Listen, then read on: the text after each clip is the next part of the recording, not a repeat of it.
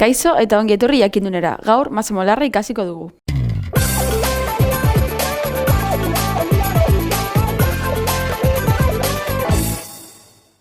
Masa molarra sustantzia baten mol batek pisatzen duen kantitatea da.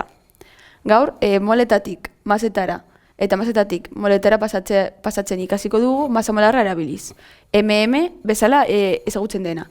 Moletatik masatara pasatzeko bider masa molarra egin behar da. Eta alderantziz masetatik moletara pasatzeko zati masa molarra.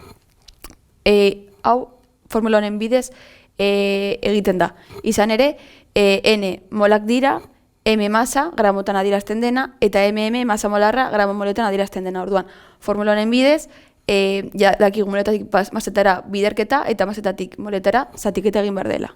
Orain, hau adibide batean ikusiko dugu. Kalkulatu zenbat mol daude 50 gramo sodio klorurotan. Sodio kloruroa NaCl da. Orduan lehenik, sodio kloruroaren masa molarra kalkulatu behar dugu.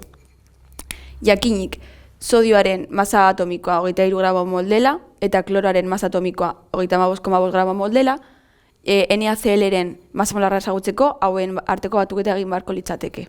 Orduan, masa molarra NaCl-rena berdin. Sodioaren masa atomikoa, Na, 23 gramo mol, gehi, kloroaren masa atomikoa, 35,5 gramo mol. Orduan, honen arteko gehiketa, 58,5 gramo mol izango litzateke. Eta hau izango litzateke, konposatuaren, sodio kloruroaren, NaCl, masa molarra. Orain ja, formula hori erabiliz, N berdin masa zati masa molarra, badakigu konposatuaren masa molarra, eta badakigu zenbat gramo ditugun konposatuaren gramoak. Orduan, horrela, formula hori erabiliz, zatiketa eginez, hor adierazten den bezala, masetatik moletara pasatzeko, zati masa molarra egin beharko dela. Orduan, molak ateratzeko, masa, 50 gramo,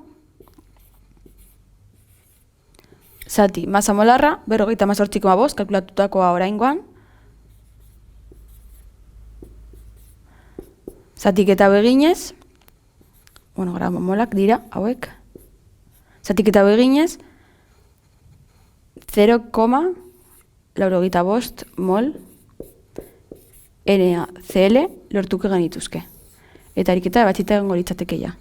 Hau izan da guztia, gogoratu sare sozialetan eta web orrialdean jarraitu jakindun.